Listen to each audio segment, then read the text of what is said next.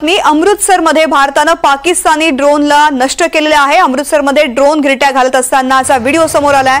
आज सकाळी 5 वाजता अमृतसरच्या खासा कॅन्टवरती अनेक शत्रू सशस्त्र ड्रोन उडवताना दिसलेत।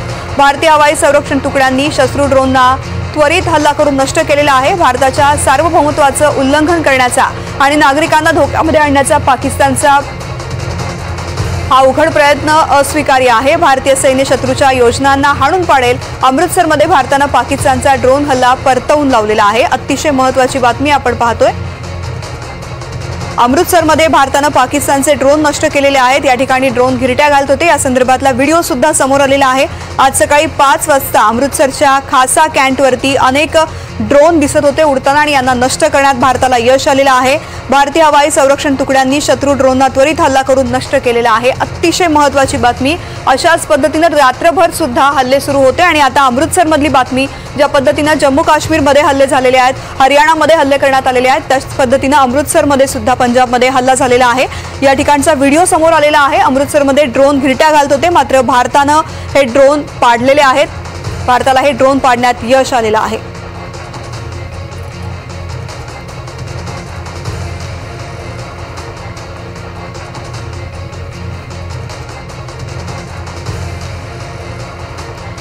तर आता भारत पाकिस्तान तणावावरती चर्चा करण्यासाठी आंतरराष्ट्रीय विषयाचे अभ्यासक विजय खरे सर आपल्या सोबत आहेत। सर, खूप खूप स्वागत आहे एनडीटीव्ही मराठीमध्ये। गेल्या 4 दिवसांपासूनच्या कारवाया आपण पाहतोय। पाकिस्तानच्या प्रचंड प्रमाणामध्ये सीमावर्ती भागात हल्ले होत आहेत आणि पंजाब असो, हरियाणा असो, त्याचबरोबर जम्मू काश्मीर सगळ्याच भागांमध्ये नागरी भागांना लक्ष केलं जातंय। खरं तर भारताने जे प्रत्युत्तर दिलेलं आहे ते फक्त त्यांचे लॉन्चपॅड होते ते तोडलेले आहेत, दहशतवादी तळ उद्ध्वस्त केलेले आहेत। भारत कायमच प्रत्युत्तर देण्याच्या भूमिकेमध्ये राहिलेला आहे, मात्र पाकिस्तान काही ऐकायला तयार नाहीये। गेल्या काही दिवसांची परिस्थिती पाहता काय वाटतं, पुढील काळामध्ये काय घडू शकतं? आपण ऑपरेशन सिंदूर 1, ऑपरेशन सिंदूर 2 आणि ऑपरेशन सिंदूर 3 याद्वारे आपली जी मिलिटरी कॅपॅबिलिटी, इकॉनॉमिक कॅपॅबिलिटी आणि आपलं जे टार्गेट जे होतं, it's not act of war पण ऍक्ट अगेन्स्ट टेरर, अशा पद्धतीचं आपण प्रूव्ह केलेलं आहे।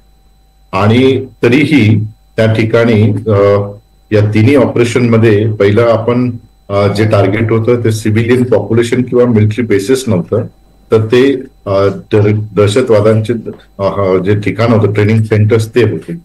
परंतु त्याला काउंटर म्हणून ज्या पद्धतीने पाकिस्तानने आपल्यावर हल्ला करण्याची एक स्ट्रॅटेजी, रणनीती आखली होती, त्याला काउंटर करण्यासाठी आपण प्रिएम्प्टिव्ह अटॅक केला आणि ते ऑपरेशन 2 झालं। त्यानंतर कराचीमध्ये आपण आपली जी ब्ल्यू वॉटर नेव्ही कॅपॅबिलिटी आहे ती आपण तिथे INS विक्रांतद्वारे चीन याच्यामध्ये कराचीच्या सभोवताली जिथे आपण INS विक्रांतद्वारे तिथे हल्ले केलेत आणि ऑइल डेपो, त्यांचे जे बेसिक स्ट्रॅटेजिक बेसिस आहेत ते डिस्ट्रॉय केले। हे सर्व करत असताना आंतरराष्ट्रीय पातळीवर जेवढीही आंतरराष्ट्रीय समूह आहे, विशेषतः इंटरनॅशनल कम्युनिटीला विश्वासात घेऊन आपण त्यांच्या संदर्भामध्ये त्या ठिकाणी त्यांचं सर्व जे सपोर्ट आहे, विशेषतः पाकिस्तान युनायटेड नेशन सिक्युरिटी काउन्सिलमध्ये हा विषय त्या ठिकाणी नेला। त्याचबरोबर अमेरिकेशी त्या ठिकाणी आपल्यासोबत यावं यासाठी प्रयत्न केला वगैरे वगैरे। परंतु आपल्यासोबत Pakistan, Russia, European Union, United Kingdom आणि in fact Saudi Arabia, UAE, Qatar ही जी राष्ट्र आहेत ती असल्या कारणाने त्या ठिकाणी भारताच्या बाजूने आंतरराष्ट्रीय संपूर्ण सपोर्ट असल्या कारणाने आपल्याला असं दिसतं की ही जी ऍक्शन आहे ही ऍक्ट ऑफ टेरर नसून ऍक्ट ऑफ वॉर नसून ऍक्ट अगेन्स्ट टेररिझम आहे, असं आपण आंतरराष्ट्रीय पटलावर पटवून दिलेले आहे। हे सर्व होत असताना पाकिस्तानने ज्या पद्धतीने तुर्कीने दिलेले जे ड्रोन्स आहेत, म्हणजे या दोन्ही न्यूक्लिअर धारी राष्ट्रांमध्ये पहिल्यांदा अनमॅन व्हेकलद्वारे आता युद्ध सुरू झालेले आहे आणि त्या दोन्ही पद्धतीने म्हणजे भारतानेही आणि पाकिस्ताननेही अनमॅन व्हेकल, ज्याला सुसाईड ड्रोन्स आहेत, या सुसाईड ड्रोनद्वारे आता युद्ध सुरू आहे। आणि याचं जे रिपरकेशन आहे हे लॉंग टर्म आणि शॉर्ट टर्म दक्षिण आशिया आणि जागतिक पटलावर होणार आहे। कालच वर्ल्ड बँकेने इंटरनॅशनल मॉनिटरी फंडने जवळपास $1 अब्ज कर्ज पाकिस्तानला दिल्यामुळे त्याच्याविषयी वेगवेगळी चर्चा आपण पुढील याच्यात करू. परंतु सर, मला याचबद्दल प्रश्न विचारायचा होता. खरं तर एवढ्या मोठ्या प्रमाणामध्ये कर्ज पाकिस्तानला मिळेल अशी अपेक्षा खरं तर भारताला नव्हती. भारतानं विरोध सुद्धा केलेला होता. मात्र तरी सुद्धा एवढ्या मोठ्या प्रमाणात कर्ज पाकिस्तानला दिलं गेलं. नेमके काय क्रायटेरिया काय असतात, काय विचार केला जातो नेमका अशा पद्धतीने एखाद्या देशाला कर्ज देताना? तर म्हणजे हे जे लोन दिलेलं आहे हे काय आज दिलेलं नाही. त्यांची जी 2 मार्च 2024 पासूनची ती मागणी होती आणि त्याला आता वेळ मात्र त्यांनी साधलेली हे निश्चितच आहे. त्याच्यामध्ये थोडंसं जरा IMF विषयी आपण थोडं जर बघितलं तर हे यांची जी एक स्ट्रक्चर प्रोसेस असते IMF ची लोन देण्याची, त्याच्यामध्ये निगोशिएशन होतात, त्याचा परफॉर्मन्स बेस त्याचा रिव्ह्यू केला जातो आणि एक्झिक्युटिव्ह बोर्ड जे असतं ते IMFचं ते डिसिजन घेतं आणि त्याच्यामध्ये स्टेप बाय स्टेप त्याच्या प्रोसिजर आहेत. एक तर पहिल्यांदा चर्चा होते आणि चर्चेनंतर अग्रीमेंट होते आणि अग्रीमेंट दिल्यानंतर जो लोन घेणारा देश आहे त्याला कमिटमेंट IMFला द्यावी लागतात. त्याच्यामध्ये जे फिजिकल डेफिसिट आहे ते कसं भरून काढणार हे प्रूव्ह करावं लागतं आणि त्याच्यामध्ये स्ट्रक्चर रिफॉर्म्स जे आहेत त्या देशांना IMF द्वारे करावे लागतात, म्हणजे जो लोन घेणार आहे ते. आणि दुसरं जे आहे त्याच्यानंतर स्टाफ लेवल अग्रीमेंट होतात. त्याच्यामध्ये एक प्रकारे एक टाइमलाईन दिली जाते की ह्या पैशांचं तुम्ही काय करणार, अशा पद्धतीचं एक स्ट्रक्चर एक त्या ठिकाणी आपल्याला दिसतंय. आणि त्याच्यानंतर एक्झिक्युटिव्ह बोर्ड जे असतं ते एक्झिक्युटिव्ह बोर्डचं रिव्ह्यू घेतो आणि त्याच्यानंतर अप्रूव्हल होतं. आता याच्यामध्ये नंतर फायनल जी स्टेज आहे ती डिस्बर्समेंट लोन आहे. याच्यामध्ये पाकिस्तानला हे जे लोन दिलेलं आहे ते एक्सटेंडेड फंड फॅसिलिटी किंवा रिसिलियन्स अँड सस्टेनेबिलिटी फॅसिलिटीच्या अंतर्गत दिलेलं आहे.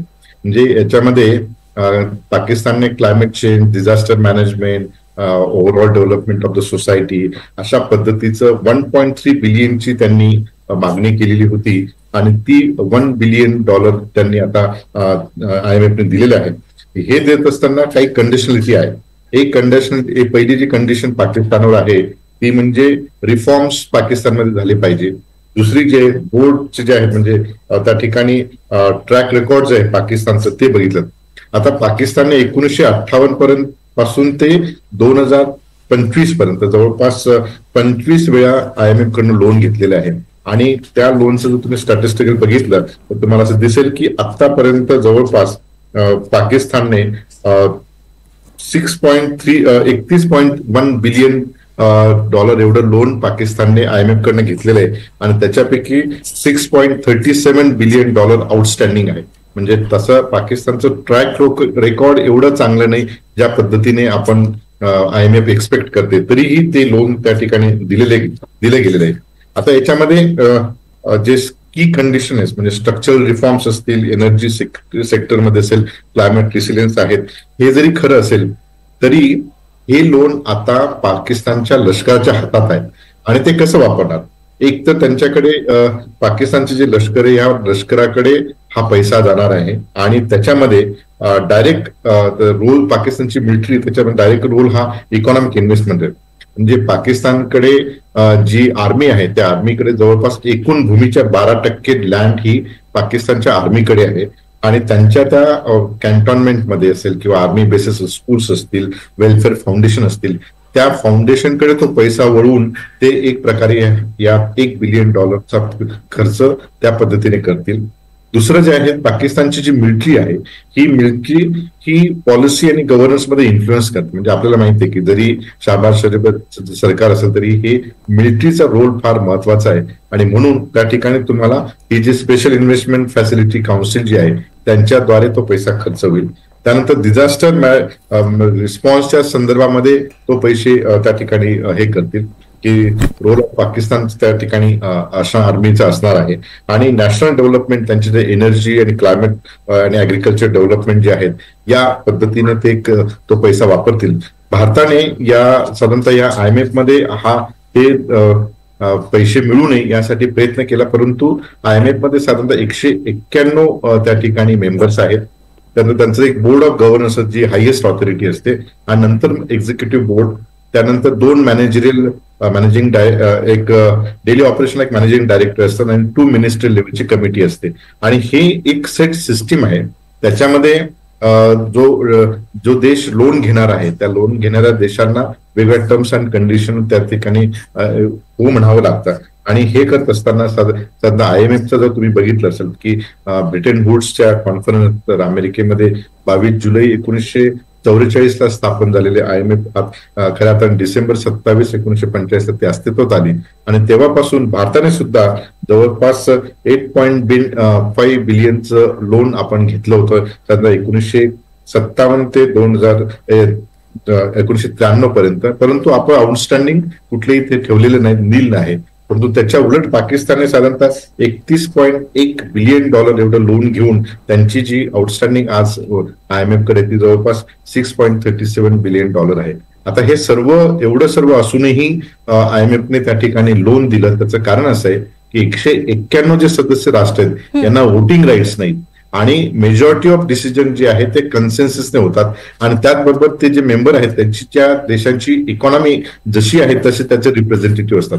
भारताने या IMFच्या मीटिंगमध्ये पाकिस्तानला हा पैसा देऊ नये यासाठी प्रयत्न केला. त्या ठिकाणी त्यांना सांगितलं की ह्या पैशाचा विनियोग पाकिस्तान दहशत कॅम्पसाठी त्यांचं दहशत ट्रेनिंग करण्यासाठी करेल त्यासाठी भारताने प्रयत्न केला. परंतु तिथे वोटिंगचं कुठलं राईट नाही, फक्त ऍबस्टेन होण्याचा राईट आहे आणि भारताने ऍबस्टेन त्या ठिकाणी राहिलेलं आहे. परंतु इतर मेजॉरिटी ऑफ डिसिजन त्या ठिकाणी होतो आणि म्हणून ते लोन दिले गेलेले आहे. आणि म्हणून आता या लोनच्या संदर्भामध्ये बरीचशी चर्चा होईल.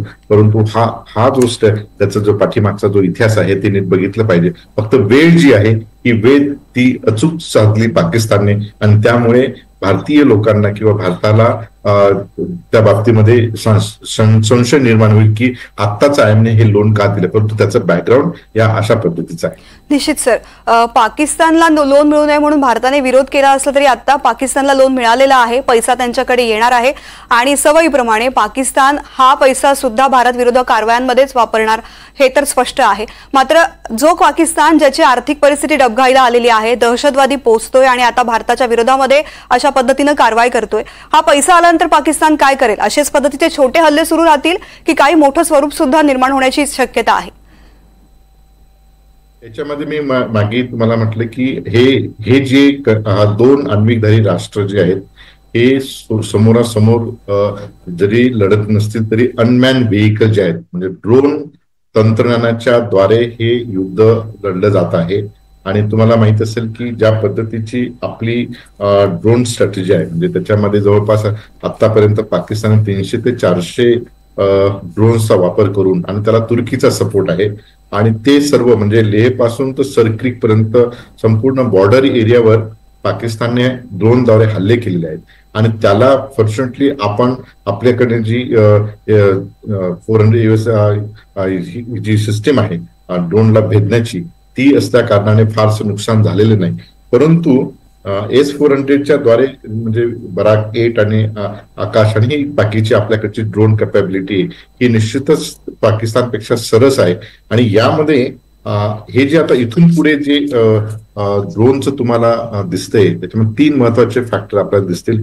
एक तर बॅटलफील्डचं कॅल्क्युलस जे ते संपूर्ण चेंज होत आहे.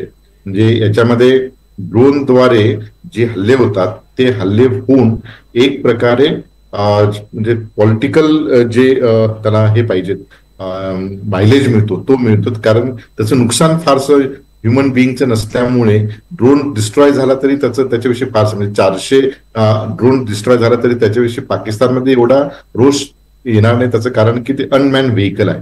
तेच जर समजा 10 पाकिस्तानी किंवा 10 सैनिक त्या ठिकाणी बॉर्डरवर मृत्युमुखी मेले असेल त्याचं एक बॅटल फील्डवर एक वेगळ्या पद्धतीचं स्ट्रॅटेजिक परसेप्शन तयार झालं असतं. आणि म्हणून इथे हे जे युद्ध आहे हे युद्धाचा हा एक महत्वाचा फॅक्टर आहे. त्याच्यानंतर पॉलिटिकल ऑपरेशनल थ्रेशोल्ड जो आहे हा वेगळ्या पद्धतीचा ड्रोन्स वापरल्यामुळे तिथे पॉलिटिकल कॉस्ट जी आहे त्या म्हणजे भारतालाही आणि पाकिस्तानला तशी पॉलिटिकल कॉस्ट पे करण्याची गरज. कारण ते अनमॅन व्हेइकलद्वारे आपण त्या ठिकाणी स्ट्रॅटेजिक बेसिस असतील किंवा सिव्हिल पॉप्युलेशन असेल किंवा इतर काही असतील त्या ठिकाणी आपण ते करतोय. आणि म्हणून इथून मात्र यामुळे एक एस्केलेशन जे आहे या 2 न्यूक्लिअर याच्यामध्ये ते दिसतंय. आणि याच्यामध्ये या ड्रोन वॉरफेअरमुळे एक इंटरनॅशनल अटेन्शन जे आहे ते आपण घेतो. म्हणजे पाकिस्तानने ज्या पद्धतीने काउंटर केलं, असं वाटलं होतं आपल्याला सुरुवातीला की पाकिस्तान काउंटर करणार आणि त्या ठिकाणी त्यांनी काही नेत्यांनी त्यांना सांगितले की हा विषय इथेच थांबवा, आणि त्या पद्धतीने भारत सरकारने सुद्धा तयारी केली होती की आपण टेररिस्ट बेस डिस्ट्रॉय करून त्या ठिकाणी थांबलं पाहिजे. परंतु इतर जे गट म्हणजे एक याचं जे परसेप्शन जे आहे हे परसेप्शन त्या ठिकाणी तयार होतं, आणि म्हणून इंटरनॅशनल अटेन्शन जे आहे हे या ठिकाणी आपल्याला पाहावयास मिळतात. आता हे जे ड्रोन्स आहेत हे ड्रोन्स तुर्कीकडून आलेले आहेत, आणि या तुर्कीकडून आल्यामुळे त्याच्यामध्ये असाइन सोंग जे इंडिजिनियस त्यांचे ड्रोन्स आहेत, 2-3 प्रकारचे ड्रोन्स त्या ठिकाणी आहेत. एक तर प्रॅक्टिकल ड्रोन्स आहेत बायक्टर म्हणून जे आहे, आणि एक दुसरं जे अॅकॅनिक जे आहे जे हाय अल्टिट्यूडवर वापरलं जातं, आणि एक सोंगड नावाचे जे इंडिजिनियस आहे. 3 प्रकारचे हे जे आहेत ड्रोन्स जे ते पाकिस्तानला यांनी दिलेले आहेत, तुर्कीने दिलेले आहेत, आणि त्यामुळे पाकिस्तान काही दिवस पुढच्या काही दिवस आपल्या विरुद्ध सस्टेन होऊ शकतो. भारताकडे आपल्याकडे जे आहेत त्यामध्ये S-400 सह बराक, आकाश, DRDOचा अँटी ड्रोन सिस्टीम आहे. हे सर्व असूनही आज आता इथून पुढे काय हा एक मोठा प्रश्न आहे, आणि या संदर्भामध्ये जागतिक पटलावर अमेरिकन IMF द्वारे पाकिस्तानला $1 अब्ज आर्थिक मदत मिळाली. म्हणजे अजून खऱ्या अर्थाने त्याचं नोटिफिकेशन किंवा तशी डायरेक्टली इन्फॉर्मेशन आपल्याकडे नाही की ते डिस्बर्स झालं की नाही, कारण याच्यामध्ये वेगवेगळे त्याचे टर्म्स कंडिशन असतात. परंतु जी अचूक टायमिंग त्यांनी IMFने साधलेली आहे ते बघता आंतरराष्ट्रीय पातळीवर सुद्धा भारताविरुद्ध काही षडयंत्र आहे की काय असं आपल्याला संशय करण्यास वाव मिळू शकतो. आणि हे करत असताना त्या ठिकाणी आपल्याला म्हणजे इंटरनॅशनल परसेप्शन आणि युनायटेड नेशन्स सह शेजारी राष्ट्र जे चीन आहे यांनाही स्ट्रॅटेजिक बॅलन्स करावं लागेल. आणि हे करण्यासाठी भारत सरकार ने त्या वेगवेगळ्या पद्धतीने काउंटर मेजर्स चा विचार केलेला आहे. सर, तुम्ही आता आंतरराष्ट्रीय षडयंत्र किंवा चीनचा उल्लेख केला म्हणून हा प्रश्न खरं तर मी तुम्हाला विचारते. काश्मीर हा भारत पाकिस्तान मधला कायमच धगधगता मुद्दा राहिलेला आहे. कायमच वाद त्याच मुद्द्यावरून झालेला आणि तिकडूनच दहशतवादी हल्ले आणि या सगळ्या गोष्टी भारत विरोधामध्ये कायम सुरू राहिलेल्या आहेत. काश्मीर हा फक्त एक देखावा आहे, मुद्दा आहे. मूळ मुद्दा ही भारताची बळकट होणारी आर्थिक स्थिती आहे, जी होऊ नये, जी भारताची चांगली परिस्थिती होऊ नये यासाठी प्रयत्न केले जातात आंतरराष्ट्रीय शक्तींकडून पाकिस्तानला हाताशी धरून, जसं की चायना. एक हे निश्चितच आहे की ज्या पद्धतीने गेल्या 75 वर्षात भारताने लोकशाहीचं बळकटी करून सर्व समूहाचा विकास करून आंतरराष्ट्रीय पटलावर आपलं स्थान प्रस्थापित केलेलं आहे, वेगवेगळ्या सेक्टरमध्ये असतील. आणि त्यामुळे ज्या पद्धतीने भारत एक लोकशाही आणि संस्कृती त्याचबरोबर भारताचा विकास आणि सर्वांगीण विकास घेऊन भारत जागतिक पटलावर उदयास येत आहे, निश्चितच जे इंटरनॅशनल ऍक्टर आहेत त्यांना तशा पद्धतीची विशेषतः पाकिस्तान असेल, चायना असेल, इनफॅक्ट बांगलादेश बांगलादेशला आपण 71च्या युद्धात एवढी मदत करून त्या बांगलादेशने सुद्धा नॉर्थ ईस्ट हे पूर्ण नॉर्थ ईस्ट चीनने ऑक्युपाय करावं अशा पद्धतीची मागणी बांगलादेशकडनं आज होत आहे. आणि म्हणून आपल्याकडे 3 फ्रंटवर भारताला आता काउंटर करावं लागणार आहे. एक चीनच्या सोबत, एक पाकिस्तानच्या सोबत, आणि दुसरं जे आहे बांगलादेश. म्हणजे बांगलादेशची एवढी लष्करी शक्ती नाही, बांगलादेशची एवढी आर्थिक शक्ती नाही की जी आपण काउंटर करू. परंतु एक इंटरनॅशनल डायनामिक जे असतात त्याचा जर विचार केला तो शत्रूचा शत्रू हा आपला मित्र असतो, हे लक्षात घेऊन आंतरराष्ट्रीय पातळीवर हे महत्वाचं आहे. दुसरं, अमेरिका आणि रशिया यांच्यातलं जे ट्रेड वॉर आहे, या ट्रेड वॉरमध्ये अमेरिका आणि चीन मध्ये जे ट्रेड वॉर आहे, या ट्रेड वॉर मध्ये चीनची भूमिका निश्चितच महत्वाची आहे. चीन ज्या पद्धतीने भारताला काउंटर करते, म्हणजे चीनचं एक स्वतःचं एक अम्बिशियस धोरण आहे की 2030 नंतर जागतिक पटलावर युनिलॅटरल एक त्याचं एक सत्ता, म्हणजे त्याला जागतिक महासत्ता म्हणून एक व्हावं अशी त्याची जी आहे. आजही जरी लष्करी आणि आर्थिक शक्ती असेल तरीही त्याला मल्टीलॅटरल वर्ल्ड आहे. परंतु चीनचं असं स्वतःचं ध्येय आहे की काही स्ट्रॅटेजी आहे की 2030 नंतर सिंगल हँडेडली चीनने संपूर्ण आंतरराष्ट्रीय पातळीवर आपलं वर्चस्व प्रस्थापित करावं. म्हणून त्यांनी बघा, तुम्ही शांघाय कोऑपरेशनचं हेडक्वार्टर हा भारतात नाहीये, सार्कचं हेडक्वार्टर भारतात नाही, जेवढेही क्षेत्रीय संघटना भारत ज्या आहेत त्याचं रोल महत्वाचा आहे, त्याचे हेडक्वार्टर्स भारतात नाही. दुसऱ्या महायुद्धानंतर अमेरिकेने काय केलं असेल तर दुसऱ्या महायुद्धानंतर अमेरिकेने युनायटेड नेशनची स्थापना करून जेवढेही महत्वाचे हेडक्वार्टर्स आहेत, IMFचं हेडक्वार्टर असेल, वर्ल्ड बँकचं हेडक्वार्टर असेल, अशा इन्स्टिट्यूशन त्या ठिकाणी डेव्हलप केलं. भारताने आपल्याकडे सध्या आज तशा पद्धतीचं ते स्ट्रक्चर जरी नसेल तरी मात्र जो विकास आहे तो लोकशाहीचं जे ब्रिज आहे ते संपूर्ण काश्मीर म्हणजे काश्मीर ते अंदमान निकोबारपर्यंत आपले विजे ही खोलवर गेलेले असल्या कारणाने त्या ठिकाणी पाकिस्तान सारखी स्थिती नाही, परंतु इंटरनॅशनल हे जे डायनॅमिक्स आहेत हे नीट लक्षात घेतले पाहिजे. आणि यामुळे चीन आणि अमेरिका यांच्यातलं जे ट्रेड वॉर आहे, जे तुम्हाला माहित असेल की परवाच अमेरिकेच्या परराष्ट्र मंत्र्याने सांगितलं की उपाध्यक्षाने सांगितलं की आम्ही या युद्धामध्ये कुठलंही इन्व्हॉल्वमेंट होणार नाही. म्हणजे जो अमेरिका शीतयुद्धाच्या कालखंडात आणि शीतयुद्धाच्या कालखंडामध्ये डायरेक्ट इंटरव्हेन्शन करतात तो आता आयसोलेशनला गेलेला आहे. त्याची वेगवेगळी कारणं आहेत. म्हणजे अमेरिका फर्स्ट ही त्यांची प्रायोरिटी आहे. त्यामुळे इथले सर्वात की स्ट्रॅटेजिक प्लेअर जो आहे तो चायना आहे. चायना आणि पाकिस्तान यांच्यातले जे स्ट्रॅटेजिक अलायन्स आहे ही केवळ आत्ताची नसून त्यांचे इकॉनॉमिक इंटरेस्ट तिथे आहेत. म्हणजे आपण जर पाक ऑक्युपाईड काश्मीरवर कुठली हल्ला म्हणजे तिथे ज्याला त्याचा जो सीपॅक जो आहे चायना इकॉनॉमिक कॉरिडॉर जो आहे तिथे जर हल्ला त्या गेला तर मग चीन त्या ठिकाणी इन्व्हॉल्व्ह होईल. आणि हे संपूर्ण इंटरनॅशनल डायनॅमिक्स आहेत. आणि म्हणून तुम्हाला कालच म्हणजे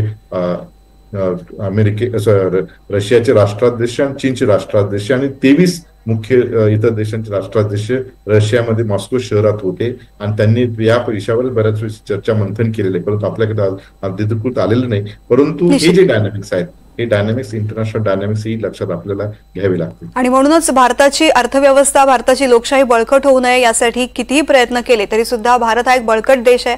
म्हणून पाकिस्तान असो, बांगलादेश असो की चीन असो, प्रत्येकाला योग्य प्रत्युत्तर देण्याची क्षमता भारताकडे आहे. सर, खूप खूप धन्यवाद. NDTV मराठीशी बातचीत केलीत आणि इतकं सुंदर विश्लेषण केलं यासाठी.